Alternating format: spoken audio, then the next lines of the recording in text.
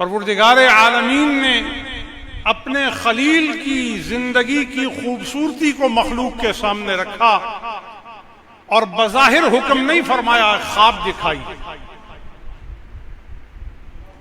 اور آپ خواب میں دیکھتے ہیں کہ آپ اپنے اس شہزادے کو قربان کر رہے ہیں. تو وفائے خلیلی کا یہ عالم ہے کہ وہ خواب کو خواب نہیں سمجھتے، وہ خواب کو بمنزلہ امر سمجھتے ہیں، وہ خواب کو بمنزلہ حکم سمجھتے ہیں، اور اپنے فرزند اپنے شہزادے سیدنا اسماعیل ذبیح اللہ کو فرماتے ہیں انی ارا فی المنام ان اذبح، میں خواب میں دیکھتا ہوں کہ میں تمہیں ذبح کر رہا ہوں. اور فرزند دلبند کی عظمت کا بھی عالم کیا ہے، وہ عرض کرتے ہیں یا ابت افعل ما تؤمر. اتنا بھی کہہ دیا جاتا کہ افعل ما تؤمر، آپ کر گزریے جس کا آپ کو حکم دیا گیا.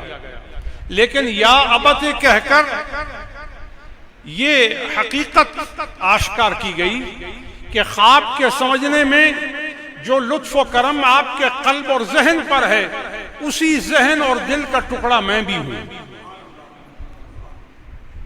جو اخلاص اور جو محبت الہی کی گرمی آپ کے اندر پائی جاتی ہے، آپ ہی کا جزو ہوں، آپ ہی کا ٹکڑا ہوں. تو گویا اللہ نے نبیوں کے اجزاء کو بھی وہی نور عطا فرمایا ہے، اللہ نے نبیوں کی نسل کے اندر بھی وہی نور منتقل فرمایا ہے جس نور کے لیے خالق و مالک کائنات نے اپنے بندوں کو مصطفیٰ قرار دیا ہے.